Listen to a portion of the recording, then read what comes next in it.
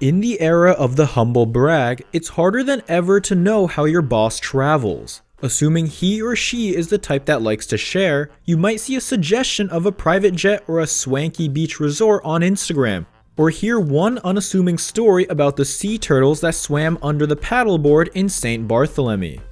How the world's richest CEO travels.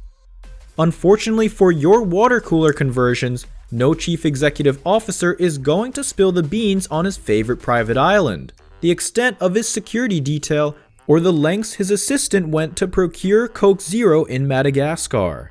For that, we turn to Jacqueline Sienna India, president and founder of the decade-old travel consultancy Sienna Charles.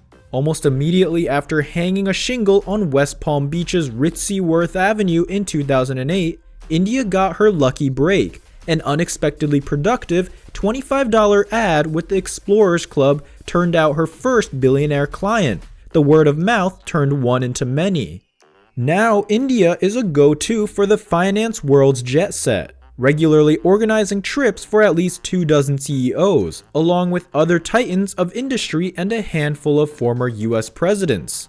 Her clients range from Morgan Stanley higher-ups and former top-level executives at American Express, to billionaires and real estate tycoons. Of the hundreds of trips she plans each year, 90% are for high-ranking finance types, some with budgets that climb into the millions. Chatting about restaurants, she says, is the best way to let these power brokers know she's playing on their level. People can be all over the map, she said, explaining that often clients are looking for a vibe or set of experiences rather than an exact destination. To help them wade through their options, she prefers face-to-face lunch meetings, typically at such power spots as Le Bernardin, over cursory phone calls.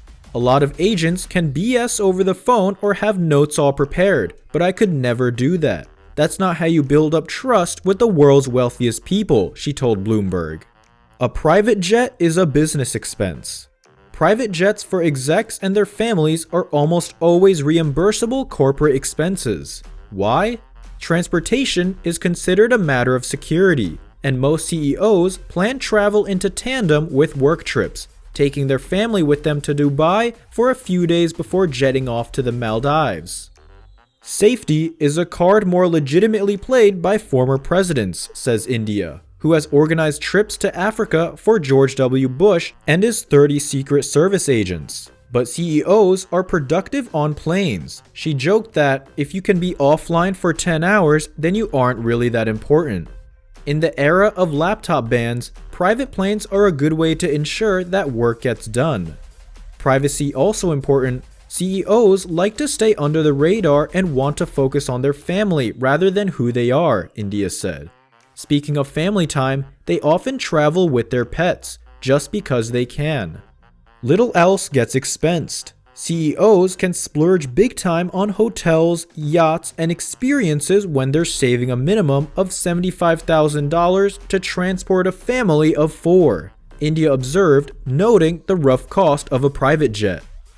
For every VIP itinerary, there are layers of experts coordinating the logistics, says India. They have us, an air department or a team dedicated to booking air travel, and an executive assistant working in unison to make sure everything is exactly the way they like to travel every step of the way. But having too many cooks in the kitchen isn't something she worries about. A CEO's personal assistants prove extra valuable. One client drinks only O'Doul's and has frequent hankerings for crunchy peanut butter. Others might like their entire minibar stocked with a particular beverage. Think Coke Zero. Preferences for air travel can be among the most important to consider. India says some of her regulars might want a particular make and model for their airport transfer for vanity. Some want to be picked up right next to the aircraft for speed, and others are particular about having 2 pilots even on a tiny helicopter for paranoia. But not every minute is planned. India says her CEOs like a mix of organized activities and room for spontaneity on their itineraries, so they have a structured schedule and time to relax. Loyalty isn't everything. Don't brag to your boss about your Platinum Elite Marriott Award status. Chances are they won't be impressed.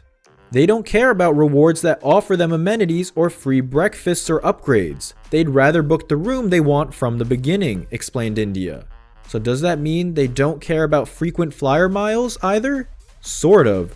These programs are less valuable for those who tend to fly private. But when the unavoidable commercial flights rolls along, executives do care about being recognized. Privacy, it seems, is less of a concern if it's what secures a first-class upgrade. Since the way they live normally at home is quite lavish, they love top accommodations, says India of her guests. The 5 key things they're looking for are good light, outdoor space, seamless technology, high-end furniture, and a super comfortable bed. Specific views, such as the Eiffel Tower or Spanish Steps, might help too. Square footage is less important. A good suite is not just about big for the sake of being big, India explained. These criteria have shaped India's short list of the best hotels in the world.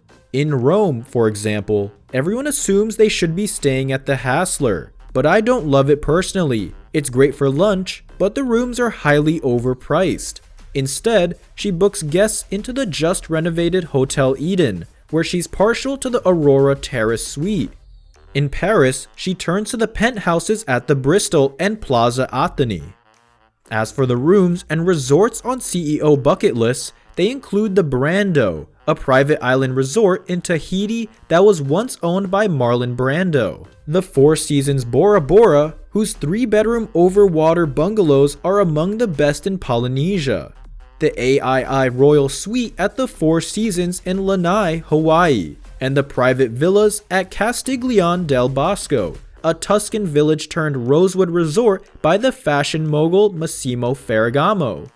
India scrutinizes every aspect of an itinerary, from airline routings to the personalities of tour guides. But ultimately, she's not the one executing the services she books. That's why she assembles a one sheet of critical details, such things as dietary preferences, allergies, restrictions, an affinity for San Pellegrino over Perrier, a hatred for Jack Daniels, or an addiction to spin classes, and sends them straight to the hotel's general manager, not the front desk or guest relations team.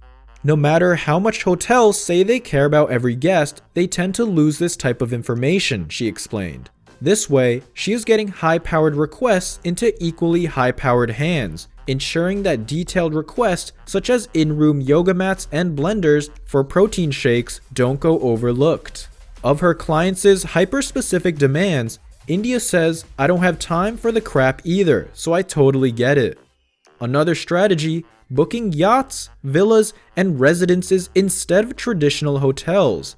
In these cases, she can control the staff-to-guest ratio herself, guarantee privacy, and custom-pick chefs or butlers whom she knows will strike the right chord. CEOs can be difficult. One hedge fund owner recently sent India a barrage of round-the-clock texts and emails complaining that the weather was too hot in Italy, despite the fact that his family's activities were all scheduled in the early morning hours.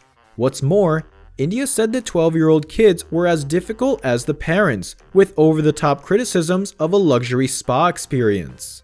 This isn't common though. India said that by and large, she works with really nice people who generally appreciate everything.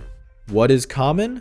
Receiving flowers and thank you notes or even photo books filled with vacation snaps from happy clients. It's thoughtful stuff, not a Ferrari outside my apartment, she quipped. Her most appreciative clients prefer a more personal route, opening their homes and inviting India for dinners. That's the best thing, she said. I never feel looked down upon. I'm being treated as an expert and part of the family instead, and that's really special. And the next trip we plan for them is even better as a result of getting to know each other.